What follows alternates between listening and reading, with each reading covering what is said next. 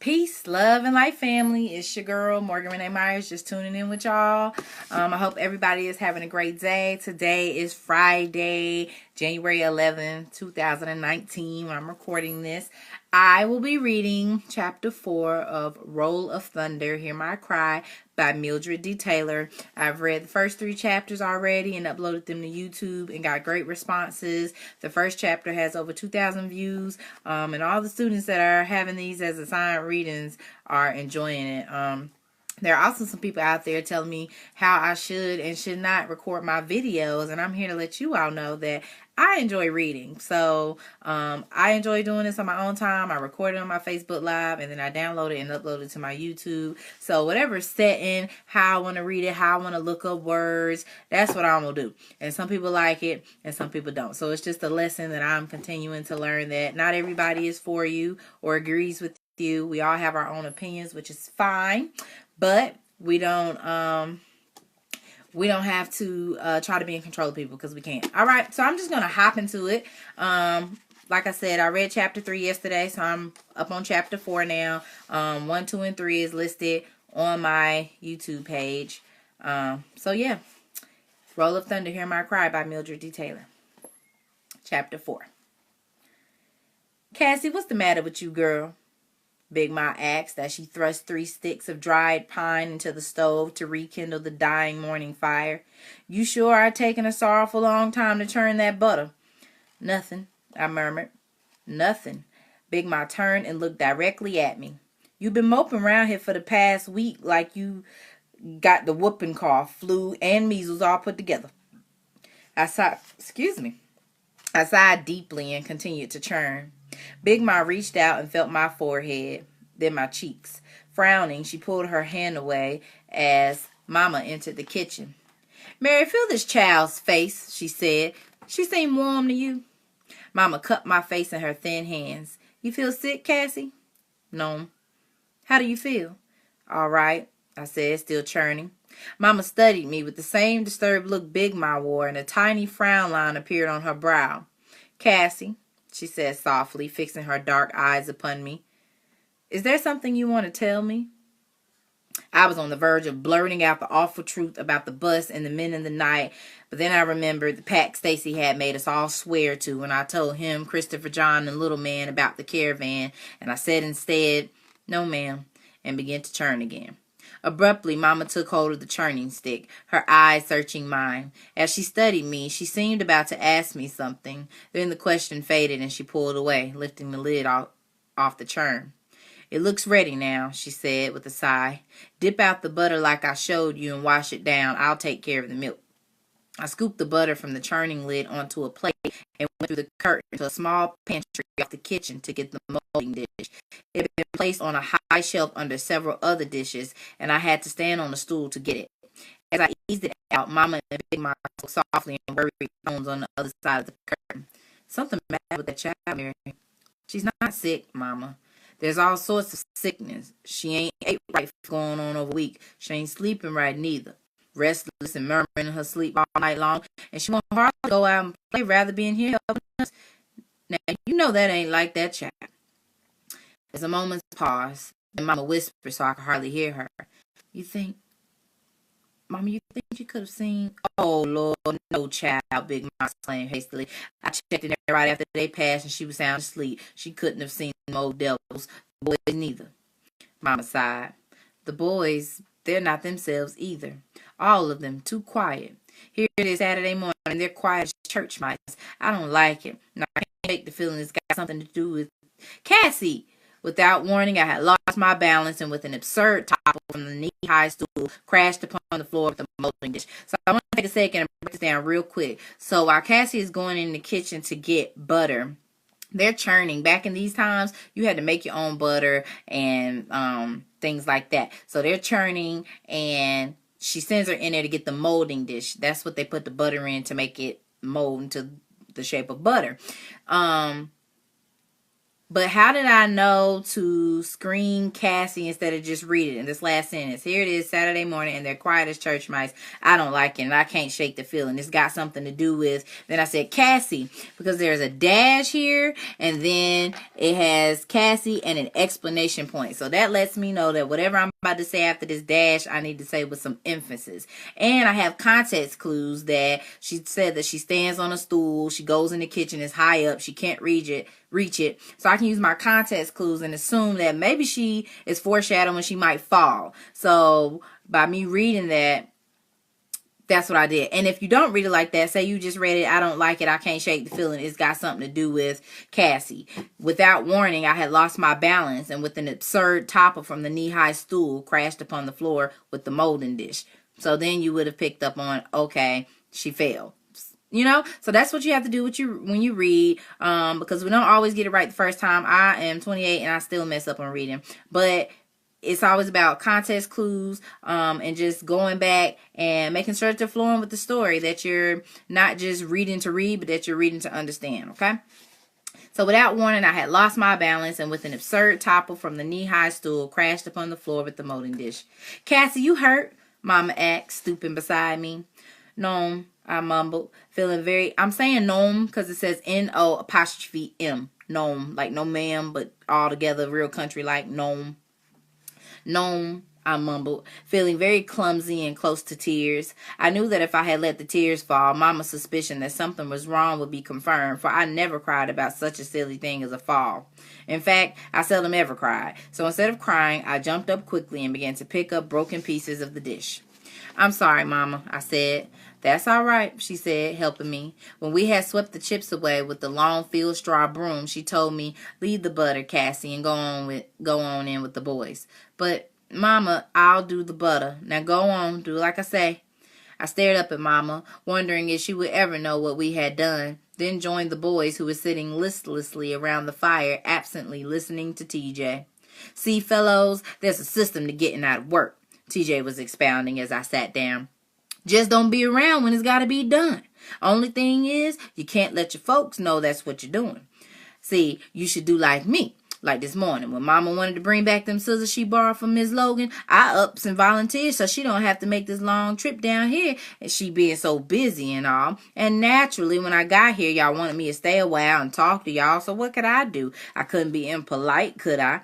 And by the time I finally convinced y'all I gotta go, all the work will be done at home. TJ chuckled with satisfaction. Yeah, you just have to use that old brain, that's all.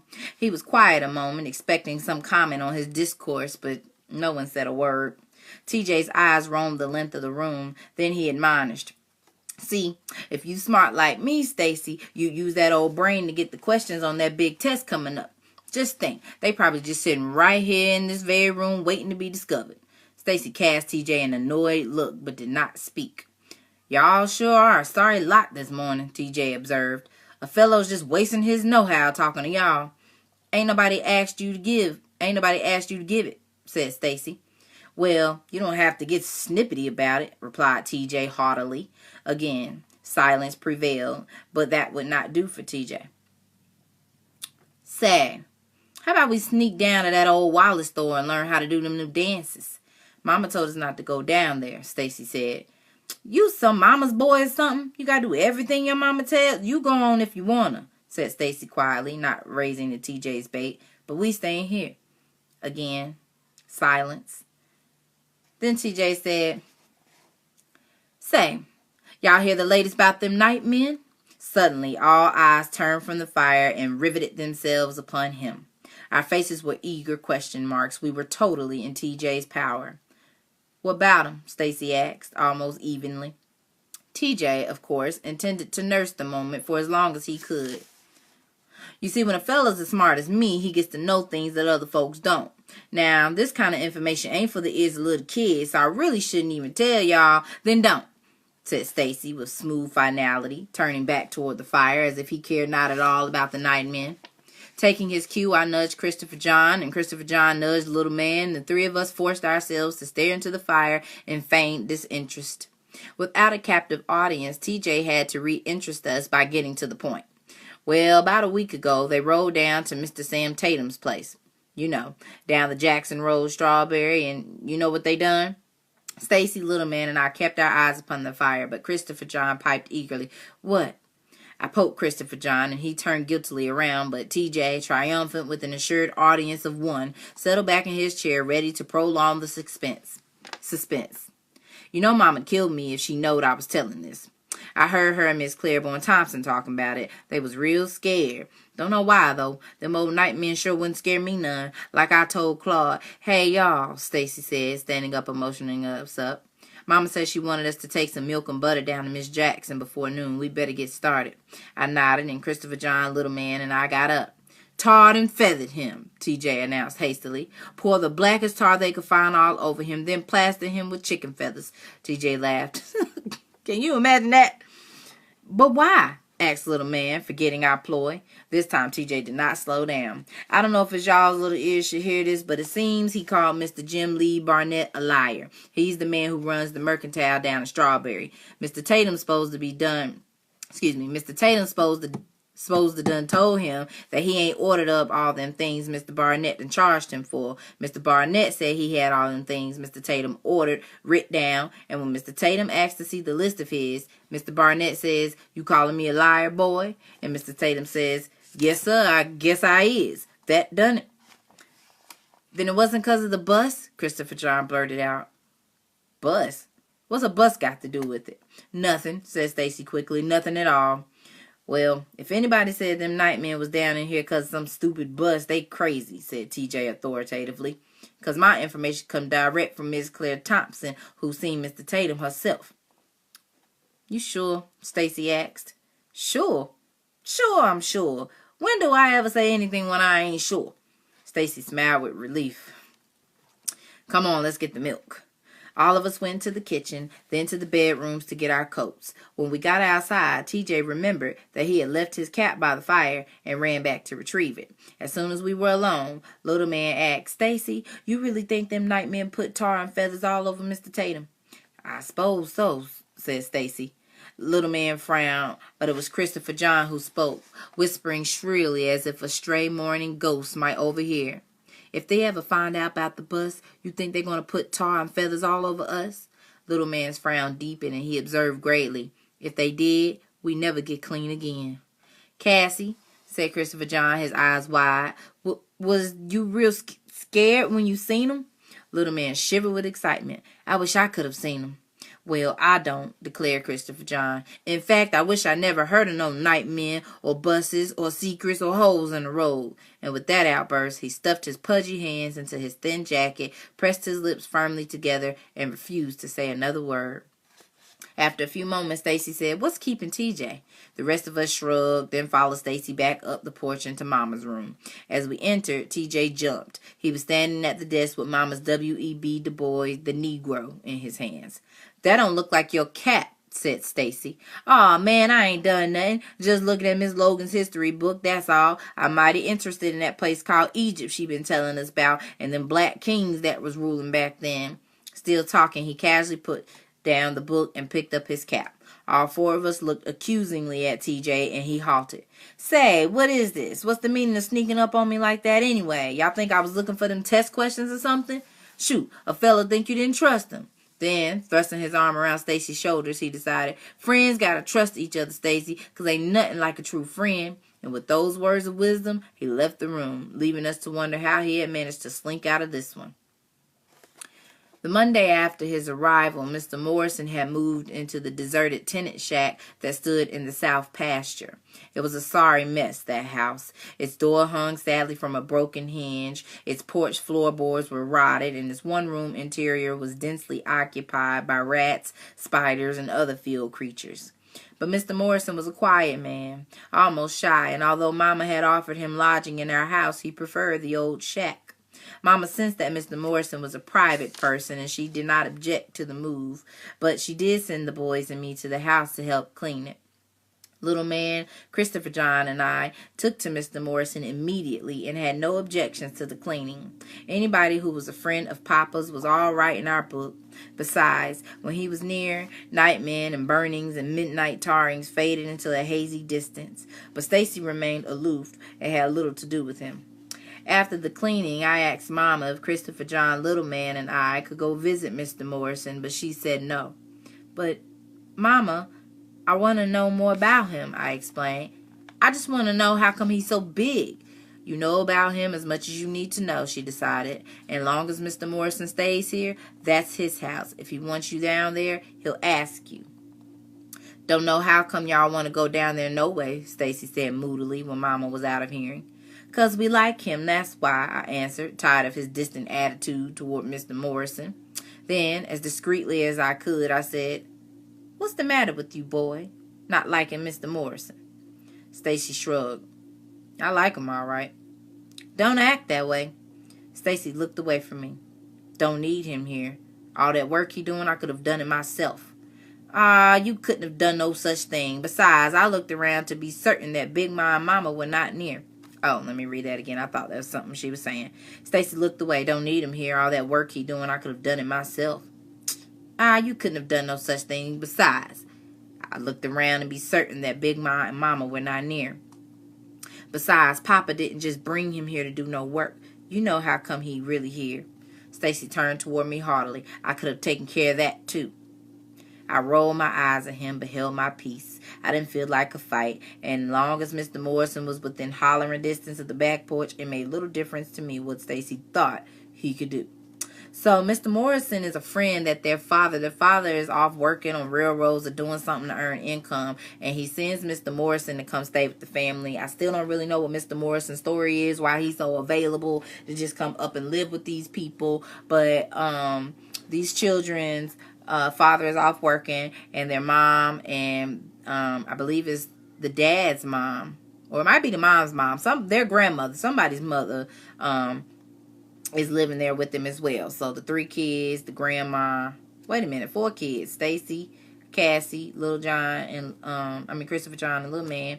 So 4 kids, 2 women, and then the dad is off working, and Mr. Morrison is staying in the shack that they have on their property a little ways down. So that's what that little tiff between Stacy, which is a boy, and Cassie was about.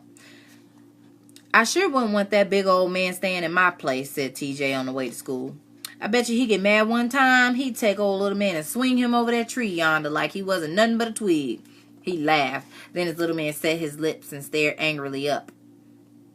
"Course, I could probably about do that myself." "Couldn't either," denied little man. "Hush, man," said Stacy. "TJ, leave man alone." "Oh, I ain't bothering him. Little man's my buddy, ain't you, man?" Little man scowled but didn't reply. TJ turned back to Stacy. "You ready for that history test?" "Hope so," said Stacy. "But I keep forgetting them dates. Betcha I can help you, if you be nice." "How? You worse than I am about dates." TJ grinned, then slyly pulled a folded sheet of paper from his pocket and handed it to Stacy. Stacy unfolded it, looked at it curiously, then frowned. "You planning on cheating?" "Well, no, I ain't planning on it," said TJ seriously. "Just if I gotta." "Well, you ain't gonna," said Stacy, tearing the paper in two. "Hey, what's the matter with you, man?" cried TJ, grabbing for the paper. But Stacy turned his back to him and tore the paper into bits, then deposited them in the gully. "Man, that show ain't right. I wouldn't do you that way." "Maybe not," replied Stacy, "but at least this way you won't get no trouble." TJ mumbled. "If failing ain't trouble, I don't know what is." Little man, Christopher John, Claude, and I was sitting on the bottom step of the 7th grade class building after school, waiting for Stacy and TJ when the front door banged open and TJ shot out and tore across the yard.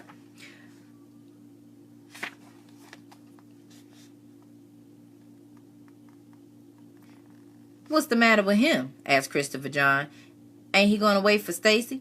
The rest of the 7th grade, led by little Willie Wiggins and Mo Turner, spilled from the building. "There he go!" cried little Willie as TJ disappeared on the forest road. Mo Turner yelled, "Let's see where he going." Then he and 3 other boys dashed away in pursuit of TJ, but the others stood restlessly near the steps as if school had not yet ended. "Hey, what's going on?" I asked little Willie. "What's everybody waiting around for?" "And where's Stacy?" demanded little man. Little Willie smiled. "Stacy inside with Miss Logan. He got whipped today." "Whipped?" I cried. "Why, can't nobody whip Stacy. Who done it?" "Your mama," laughed little Willie. "Mama?" Christopher John, little man, and I exclaimed. Little Willie nodded. "Yep, in front of everybody. I swallowed hard, feeling very sorry for my older brother. It was bad enough to be whipped in front of 30 others by a teacher, but to get it by one's own mother, now that was downright embarrassing.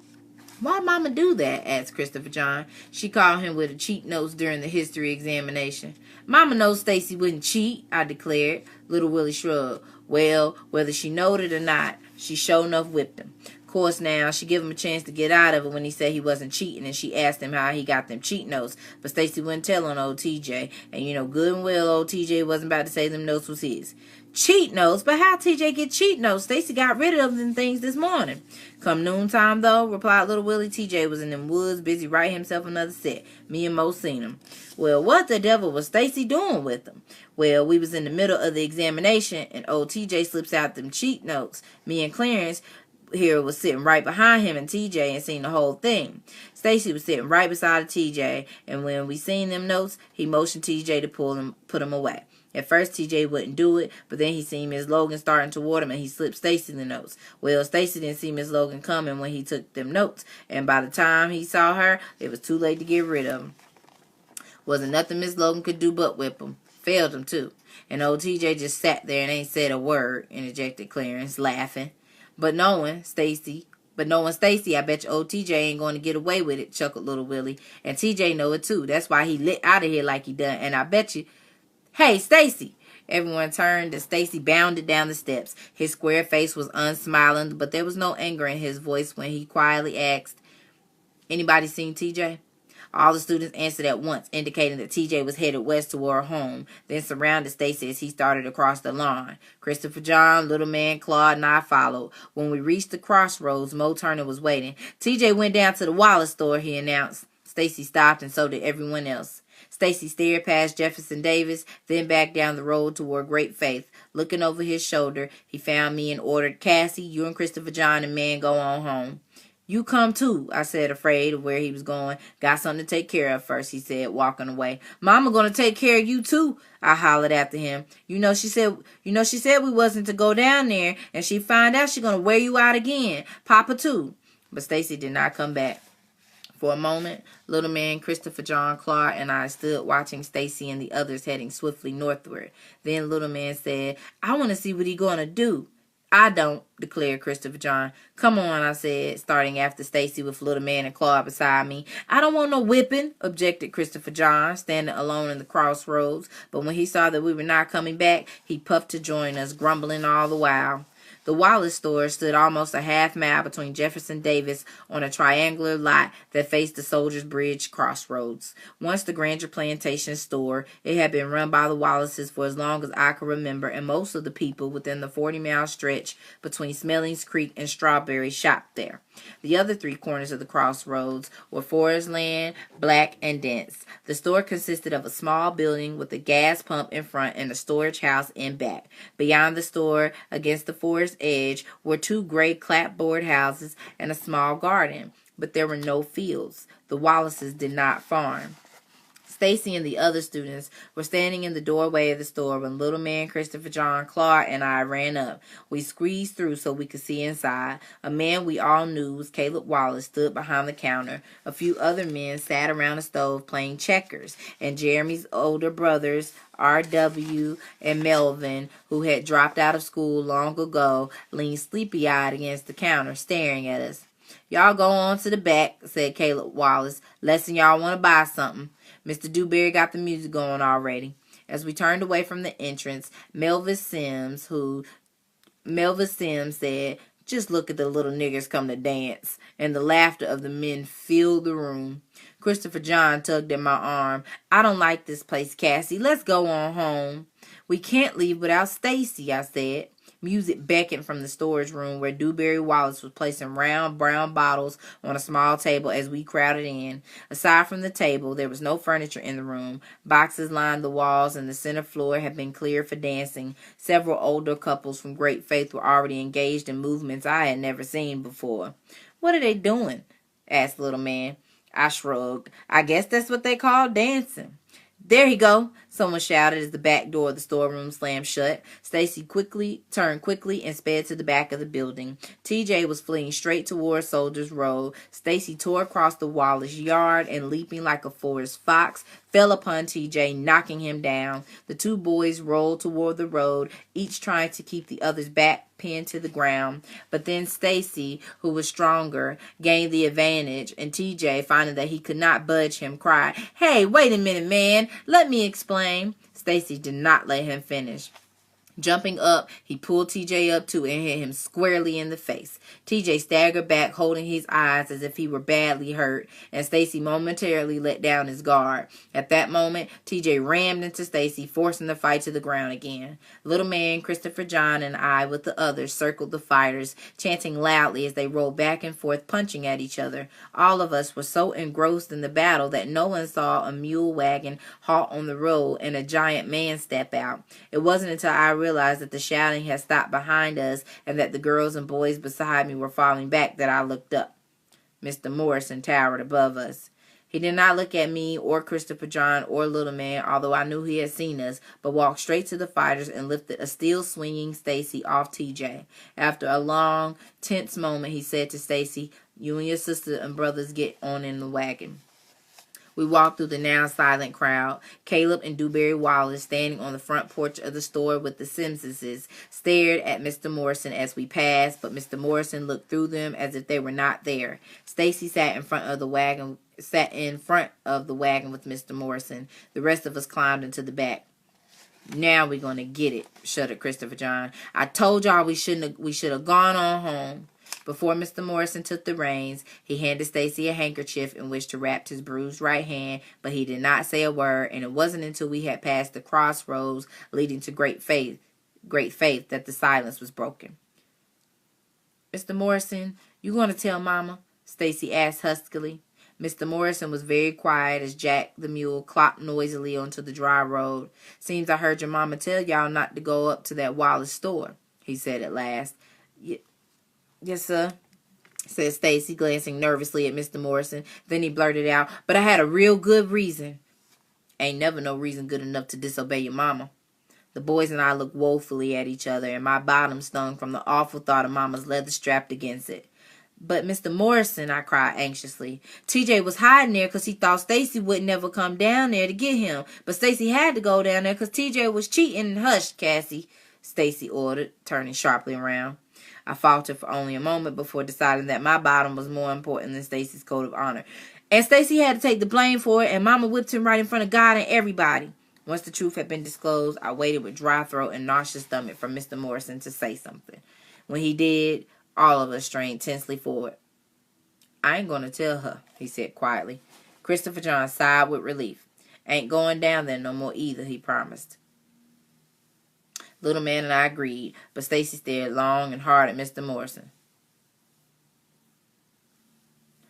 "How come, Mr. Morrison?" he asked. "How come you ain't going to tell Mama?"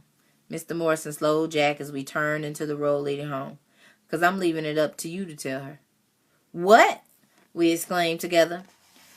"Sometimes a person's got to fight," he said slowly. "But that store ain't the place to be doing it. From what I hear, folks like them Wallaces got no respect at all for colored folks, and they just think it's funny when we fight each other. Your mama know them Wallaces ain't good folks. That's why she don't want y'all down here, and y'all owe it to yourselves to tell her. But I'm going to leave it up to y'all to decide." Stacy nodded thoughtfully and wound the handkerchief tighter around his wounded hand. His face was not scarred, so if he could just figure out a way to explain the bruises on his hand to Mama without lying, he was in the clear. For Mr. Morrison had not said that he had to tell her. But for some reason I could not understand. He said, "All right, Mr. Morrison, I'll tell her." "Boy, you crazy," I cried as Christopher John and Little Man speedily came to the same conclusion. If he did not dare care about his own skin, he could at least consider ours. But he seemed not to hear us as his eyes met Mr. Morrison, and the two of them smiled in subtle understanding, the distance between them fading. As we neared the house, Mr. Granger's Packard rolled from the dusty driveway. Mr. Morrison directed Jack to the side of the road until the big car had passed, then swung the wagon back into the road center and up the drive. Big Ma was standing by the yard gate that led onto the drive, gazing across the road at the forest.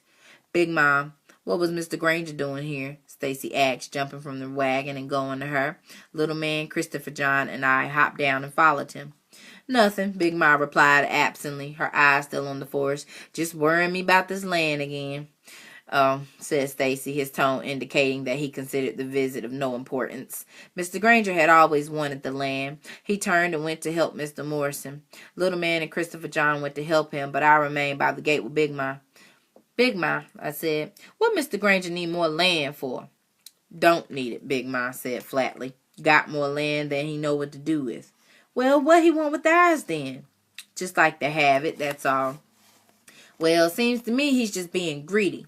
You ain't gonna sell it to him, are you? Big Ma did not answer me.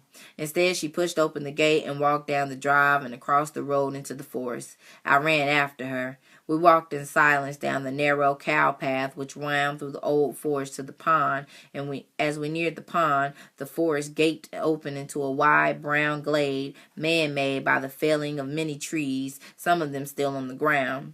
They had been cut during the summer after Mr. Anderson came from Strawberry with an offer to buy the trees. The offer was backed with a threat, and Big Ma was afraid. So Anderson's lumbermen came, chopping and sawing, destroying the fine old trees. Papa was away on the railroad then, but Mama sent Stacy for him. He returned and stopped the cutting, but not before many of the trees had already fallen. Big Ma surveyed the clearing without a word. Then, stepping around the rotting trees, she made her way to the pond and sat down on one of them. I sat close beside her and waited for her to speak. After a while, she shook her head and said, I'm so glad your grandpa never had to see none of this. He dearly loved these here old trees. Him and me, we used to come down here early mornings or just before the sun was about to set and just sit and talk. He used to call this place his thinking spot, and he called that old pond there Caroline, after me. She smiled vaguely, but not at me. You know, I wasn't hardly 18 when Paul Edward married me and brung me here. He was older than me, about 8 years, and he was smart. Whew, my Lord, that was one smart man. He had himself a mind like a steel trap. Anything he seen done, he could do it. He had to learn carpentry back up there near Macon, Georgia, when he was born. Born into slavery he was, 2 years before freedom come, and him and his mama stayed on that plantation after the fighting was finished. But then when he gone to be 14 and his mama died, he left that place and worked his way across here up to Vicksburg. That's where he met you, ain't it, Big Ma? I asked, already knowing the answer. Big Ma nodded, smiling. Sure was. He was carpentering and up there, and my papa took me in with him to Vicksburg. We was tenant farming about 30 miles from there to see about getting a store-bought rocker for my mama, and there was old Paul Edward working in their furniture shop just as big. Had himself a good job, but that old job wasn't what he wanted. He wanted himself some land. Kept on talking about land, and then this place come up for sale. And he bought himself 200 acres from that Yankee, didn't he? Big Ma chuckled. That man went right on over to see Mr. Hollenbeck and said, Mr. Hollenbeck, I understand you got land to sell, and I'd be interested in buying me about 200 acres if your price is right. Oh, Mr. Hollenbeck questioned him good about where he was going to get the money to pay him, but Paul Edward just said, don't seem to me it's your word about how I'm going to get the money, just long as you get your price. Just as long as you get paid your price.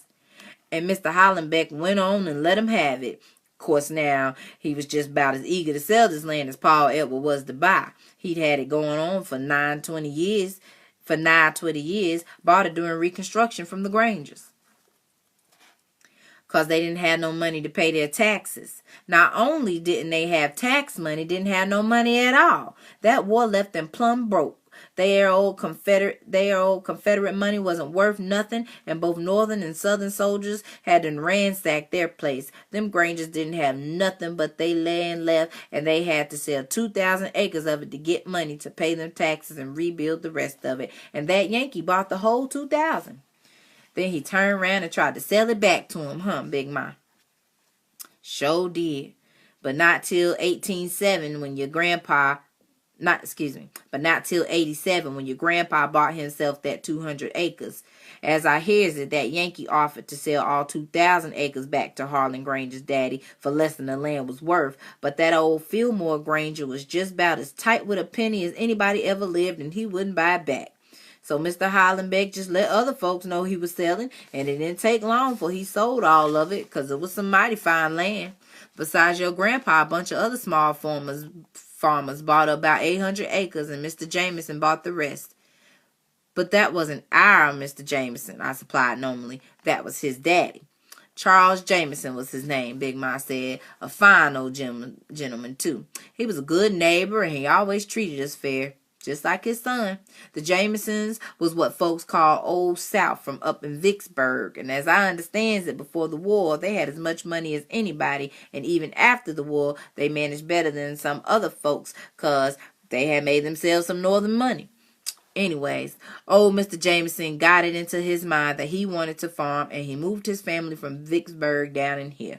Mr. Wade Jameson was about 8 years old then. But he didn't like the farm, I said. Oh, he liked it all right. Just wasn't never much hand at it, though. And after he went up north to law school and all, he just felt he ought to practice his law. Is that how come he sold Grandpa and Mother 200 acres? Sure is. And it was mighty good of him to do it, too.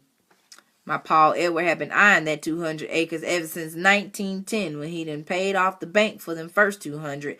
But old Mr. Jameson didn't want to sell. About that same time, Harlan Granger come head of the Granger plantation. You know, him and Wade Jameson about the same year's children, and he wanted to buy back every inch of land that used to belong to the Grangers. That man crazy about anything that was before the war, and he wanting his land to be every bit like it was then. Already had more than 4,000 acres, but he just itching to have back them other 200,000 his granddaddy sold. Got back 800 of them, too, from them other farmers that bought from Mr. Hollenbeck. But Grandpa and old Mr. Jameson wasn't interested in selling, period, was they, Big Ma? They didn't care how much money Mr. Granger offered them, I declared with an emphatic nod. That's the truth of it, all right, agreed Big Ma. But when Mr. Jameson died in 1918 and Wade come head of the family, he sold them 200 acres to Paul Edward and the rest of his land to Harlan Granger and moved his family into Strawberry.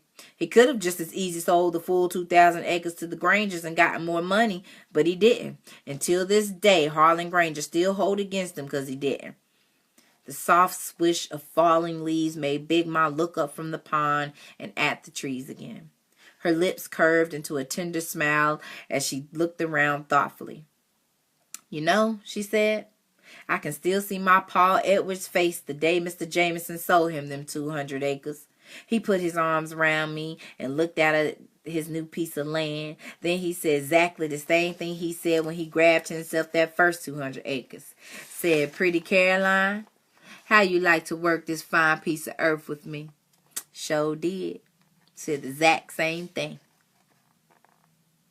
This is an interesting concept of marriage back then and partnership and working the land, like really taking care of having family and then creating your lifestyle. So they're churning butter, they're, buying land, they're working the fields. But if you think about it from an agriculture standpoint, how do we get foods in the grocery store? Like people are farming and having to do this, but it's more technology based now. We have more industrial jobs and things that are shipped in from overseas and around the world. So it's different times, but I don't know if we could even really imagine doing that in this day and time, having to grow our own food. If we want meat, we have to kill the animals ourselves, raise and, kill them and cook them ourselves. Like, it's a very interesting concept to think of. And she seemed so content with that he bought 400 acres of land, and the second time around, it's like, he said the exact same thing. You gonna, work this fine piece of earth for me, and like, she was living her best life. And it's also an interesting concept. I think she said she was like almost 18, not quite, and he was about 8 years older, and her father hooked them up. So like, even the whole idea of like, what's the word? Arranged marriages, or like even the concept of how early you could get married and start creating a family back in the day. Times have really, really changed.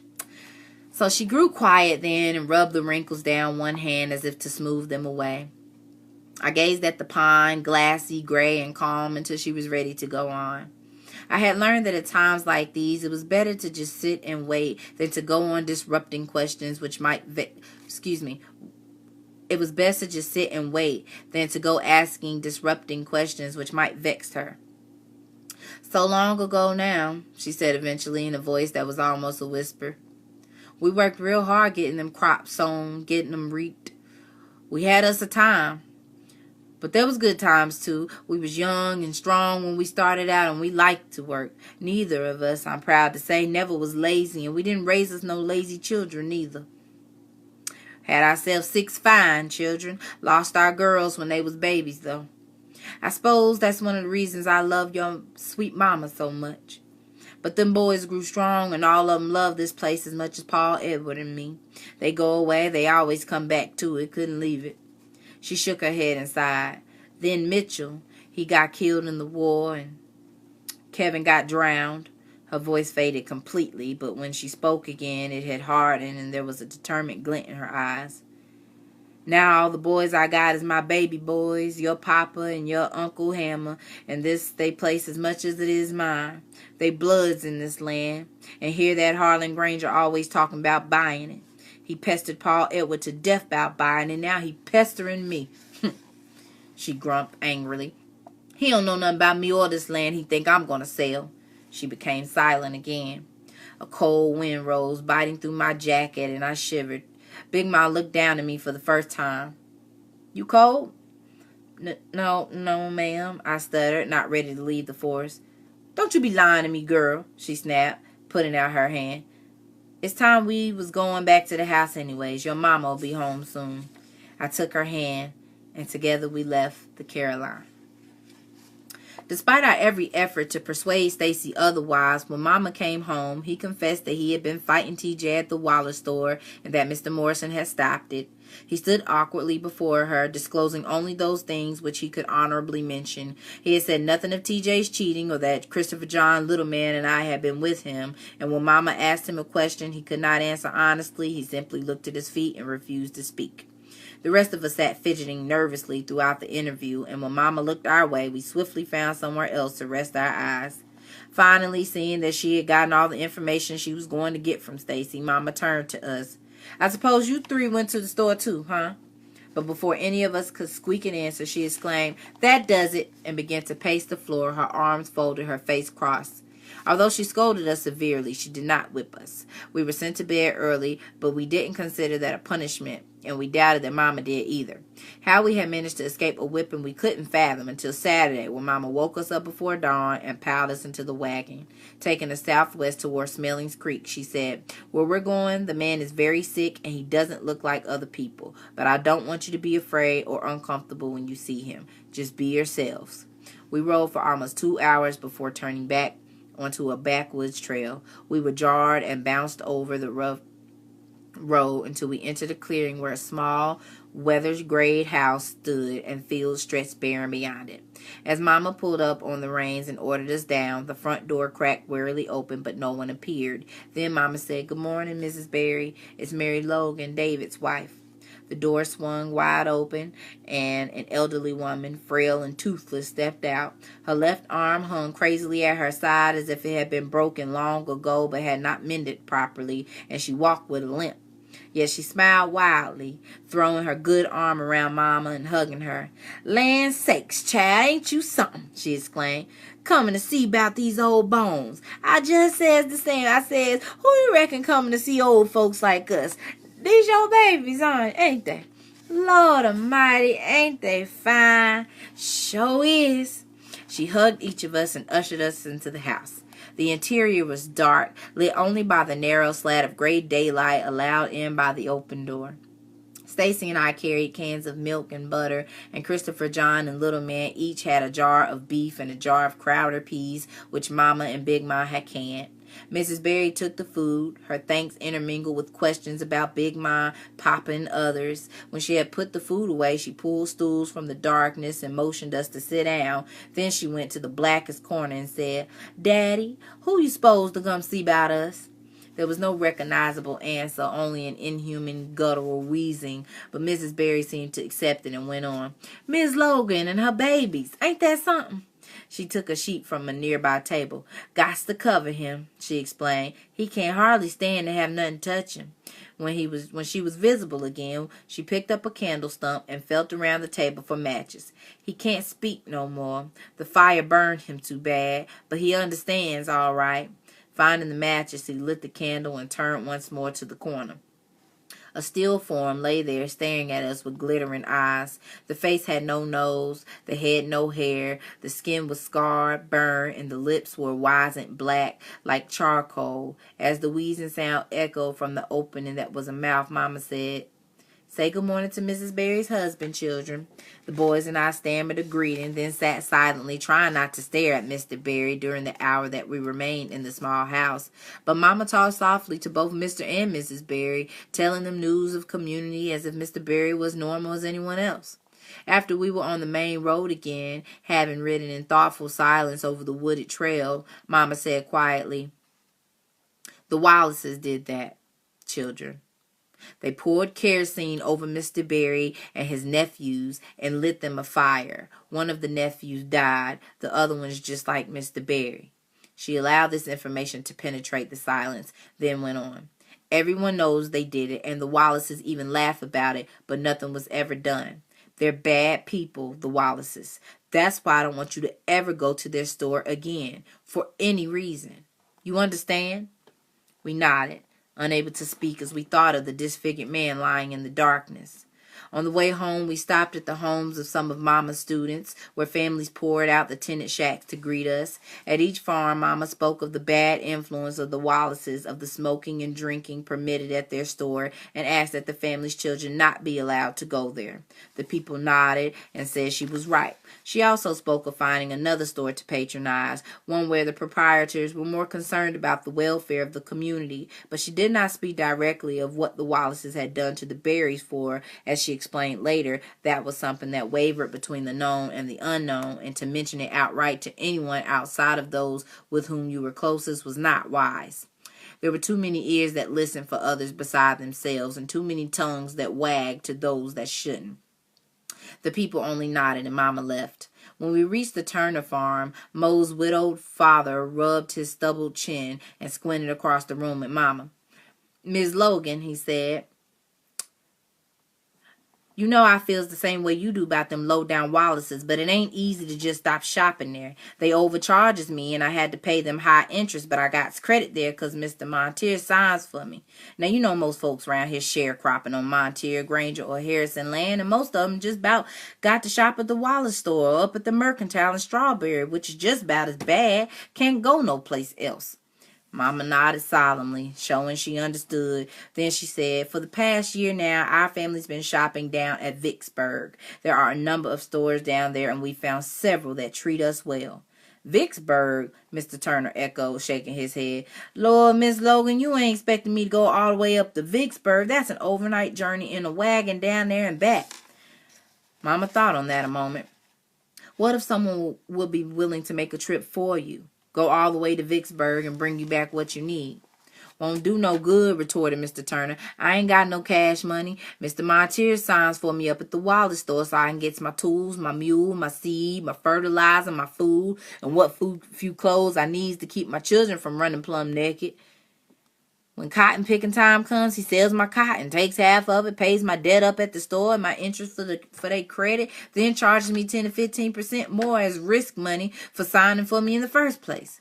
This year I earned me near $200 after Montier took his half of the crop money, but I ain't seen a penny of it. In fact, if I manages to come out without even if I manages to come out even without owing that man nothing, I figures I've had a good year. Now, who way down in Vicksburg going to give a man like me credit? Mama was very quiet and did not answer. I sure sorry, Miss Logan. I'm going to keep my youngins from up at that store, but I got to live. Y'all got it better than most folks around here because y'all got y'all own place and y'all ain't got a cowtail to a lot of this stuff. But you got to understand, it ain't easy for sharecropping folks to do what you asking. Mr. Turner, Mama said in a whisper, what if someone backed your signature? Would you shop up in Vicksburg then? Mr. Turner looked at Mama strangely. Now who'd sign for me? If someone would you do it? Mr. Turner gazed into the fire, burning to a low ash, then got up and put another log on it, taking his time as he watched the fire shoot upward and suck in the log. Without turning around, he said, when I was a wee little boy, I got burnt real bad. It healed over, but I ain't never forget the pain of it. It's an awful way to die. Then turning, he faced Mama. Miss Logan, you find someone to sign my credit, and I'll consider it deeply. After we left the Turners, Stacy asked, Mama, who you going to get to sign? But Mama, her brow furrowed, did not reply. I started to repeat the question, but Stacy shook his head, and I settled back wondering. Then fell asleep. I love that ending. That was the end of chapter 4. So that ending reminds me, obviously, I am African American, and sometimes in our community, I know around like Black Friday, we like to not shop at certain places because a lot of the black dollar is spent all year round, but especially during holidays, you see an increase in our sales. And so this kind of sounds like a concept of like, or not shopping places that don't value you. Like, for example, I have a difficult time at Walmart. A lot of the times, you know, stuff isn't where it's supposed to be. It's priced incorrectly. People can't really assist you. The lines are super long. Like, it's a horrible experience shopping at Walmart most of the time. But it's right around the corner. It has most of the things you need. Like, it's just convenient. And so that's kind of what this sharecropper was going through. Like, I don't want to, you know, I understand what you're saying about not going up there and fooling with the Wallaces, but that affects my whole lifestyle. This is the only place I can get the food and things that I need for my family. Like, you know, and it's really cool that the mom, who is also the teacher of the local school, is like really advocating for her community to stay safe and to honor themselves and shop in places where they're actually treated with respect. So I love the dignity that's being taught here, and this book is getting more interesting and more interesting about the chapter. So I will read chapter 5 later. I appreciate everybody that tuned in. I hope you got something from it. We didn't have to look up no words today. I usually been looking up words, but this was an easy this was a great flow. Now, actually, I was about to say easy, but it's not actually. With the accent and the way some of the stuff is written and apostrophes and, you know, things being spelled, this is what I guess we call, you know, ebonics or just, you know, culture, like dialect, like how they a black Southern woman would talk back in those times right after slavery. So this is kind of the language of the time. So it gives you a feel. So I hope that I was able to read it with clarity for you all to understand. And I'll read chapter 5 another time. Thank y'all so much. Peace.